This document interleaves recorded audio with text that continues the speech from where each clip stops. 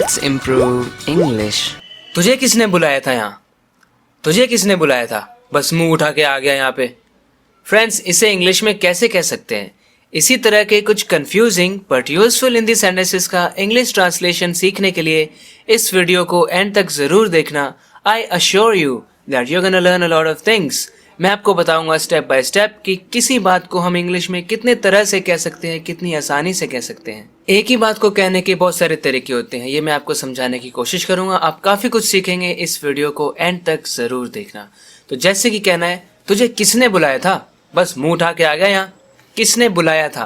Past tense. Who called you here?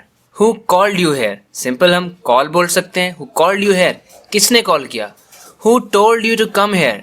Who told you to come here? किसने कहा था, किसने बोला था तुमसे यहाँ आने के लिए? तो ऐसे भी कह सकते हैं। Who invited you to come here? Invite का भी यूज हम कर सकते हैं।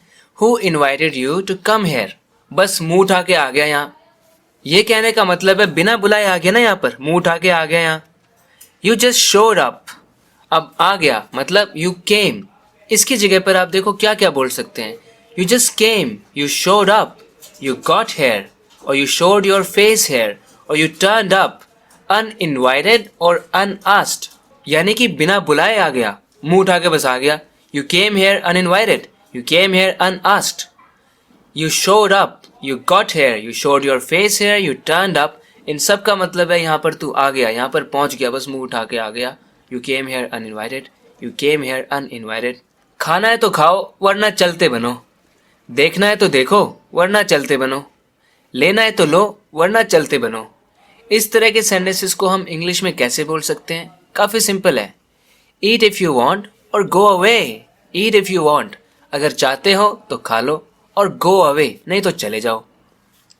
गो अवे की जगह पर आप लीव भी बोल सकते हैं। ईट इफ यू वांट और लीव, नहीं तो चले जाओ। देखना है तो देखो वरना चलते बनो। सी इफ यू वांट और go away. See if you want और गो अवे, जिस भी चीज को देखने की बात हो रही है आप वो भी बोल सकते हो। See that if you want और गो अवे। लेना है तो लो वरना चलते बनो। टेक इफ यू वांट और go away. Take if you want और जस्ट लीव और जस्ट बज ऑफ और गो अवे, गेट आउट। इनमें से किसी भी तरह से बोल सकते हैं। अपना ज्ञान अपने पास ही रखो। जब हम कहते हैं ना किसी को, कोई हमें बहुत ज्ञान देने लग जाता है तो हम बोलते हैं अपना ज्ञान अपने पास ही रखो। अपना आइडिया अपने पास ही रखो। अपनी सलाह अपने पास ही रखो। तो इस तरह के सेंटेंसेस के लिए हम कैसे कह सकते हैं? Keep your wisdom to your self.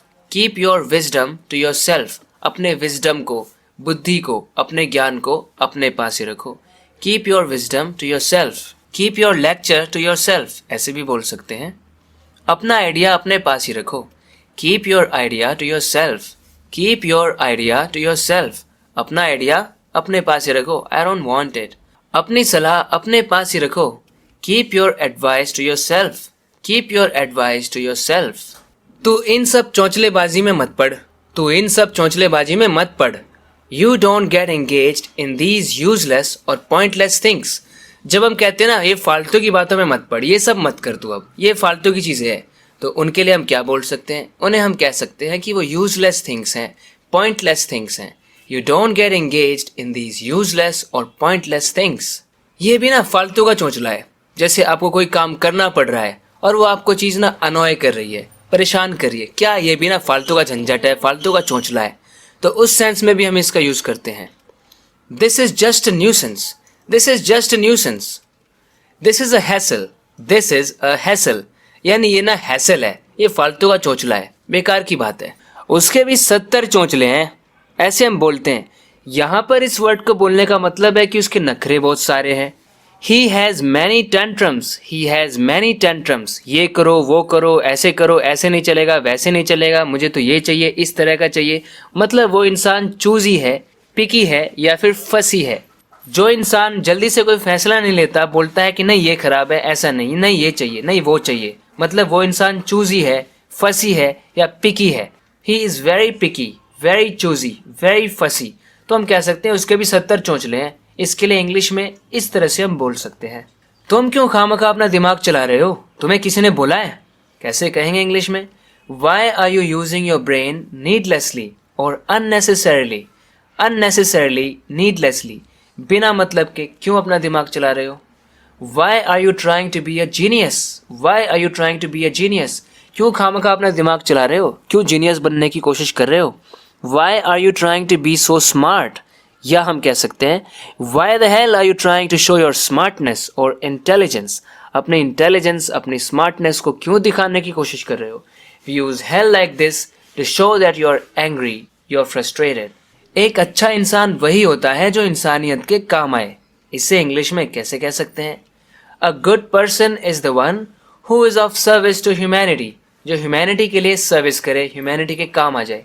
Be of service to someone, यानी किसी के काम आ जाना, किसी के लिए कुछ सेवा करना.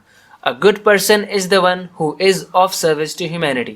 हम ऐसे भी कह सकते हैं A good person is the one who is of use to humanity, जो किसी काम का हो. या फिर बिल्कुल सिंपल वर्ड्स में हम कह सकते हैं A good person is the one who helps someone in need. Who helps someone in need, यानी किसी ज़रूरतमंद की जो हेल्प कर दे. तुम मुझसे बिना सिर पैर के सवाल मत किया करो, यानी फालतू के सवाल, बेतुके सवाल. Don't ask me senseless questions. You don't ask me senseless questions. You don't ask me stupid questions. तो हम stupid questions बोल सकते हैं, फालतू के सवाल मत किया करो. You don't put silly questions to me. Silly questions, stupid questions, senseless questions. ऐसे हम कह सकते हैं. मेरे दिमाग में उथल पुथल हो रखी है, मुझे समझ नहीं आ रहा क्या करना है, बहुत कुछ कन्फ्यूजन चल रहा है, मतलब दिमाग में उथल पुथल चल रही है. हम कह सकते हैं My mind is in turmoil. My mind is in turmoil. या कह सकते हैं My mind is in a lot of confusion. और I am confused. I am baffled. अभी तो पूरे घर में उथल पुथल हो रखी है, इस वक्त तो पूरे घर में उथल पुथल हो रखी है. तो हम ऐसे भी यूज़ कर सकते हैं turmoil का. The whole house is in turmoil at the moment. यानी बहुत सारे डिसऑर्डर है, सब कुछ सामान फैला हुआ है, टर्मोइल है, शोर शराबा है, कमोशन है. The whole house is in turmoil at the moment. तो फ्रेंड्स, आशा करता हूँ कि आपने इस वीडियो से काफ़ी कुछ सीखा है. इसी तरह से अपनी इंग्लिश को इम्प्रूव करते रहने के लिए इस चैनल को सब्सक्राइब ज़रूर करना अगर आपने अभी तक नहीं किया है तो. सो फ्रेंड्स, बात करते हैं अगले वीडियो लेसन में. तब तक के लिए अपना ख्याल रखना. Take care and bye bye.